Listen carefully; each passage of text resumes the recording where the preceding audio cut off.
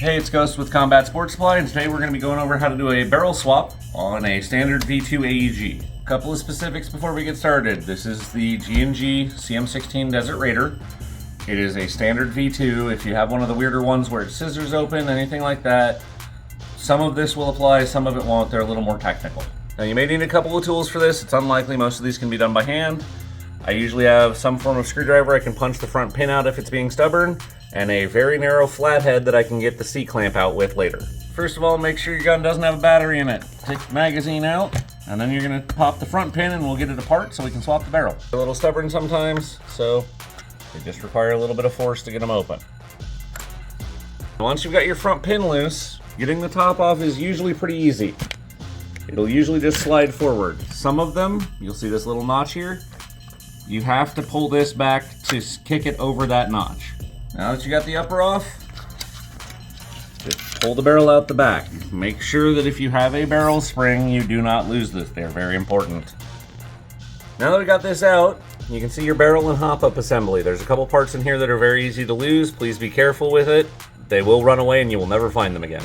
Take apart your hop-up assembly to get to the barrel.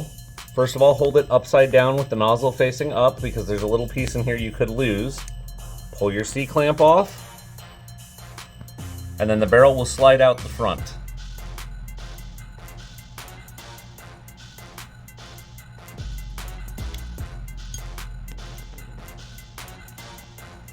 Down inside of here is your little rubber nub. This is why we're holding it upside down. You don't want to roll it over because that will run away immediately. It's like 2 millimeters long and 1 millimeter wide, and they like go anywhere but where you need them. Now this one came apart a little bit messy. A lot of the times the bucking will come off with it. This one didn't. It's not a particularly big deal. But you've got your barrel spacer to keep your hop-up aligned, and your bucking that came out with the barrel. Now we've got our newer Tightbore barrel to put in it. You'll see the notch. It's a lot easier to see on the silver one here on the back. That's what you're going to line up with the feed nozzle on the hop-up. The other thing it lines up with is the little notch in your bucking, which we're going to put on now. It just slides over the barrel. You'll feel it pop into place and then you're good to go. Now maintaining that same orientation with that little notch facing straight up, you're gonna just easel that in there until it seats all the way against the back and you're ready to put the rest of it together. This is not going to translate well onto the camera, but there is a seam on the back of the hop-up right along the feed nozzle. That is where you want that notch in the barrel to line up.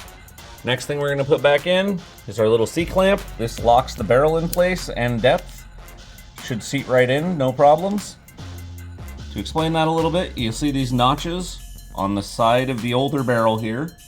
That's what that's locking into to keep the barrel aligned and in place.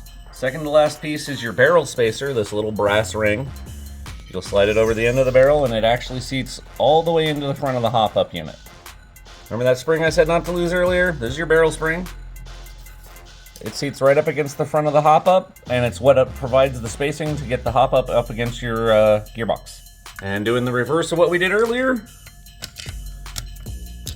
Barrel starts in, slides all the way in. There might be some things it hangs up on. Just wiggle it through until it seats in place. Now that we've got the barrel installed, we can just put the upper back on.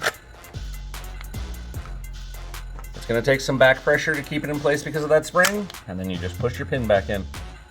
So one last thing, now that you got your barrel installed, you would have had to unset your hop-up to do all of this, otherwise you're going to lose bits of it.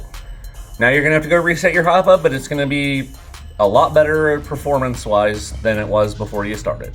Don't be a fool!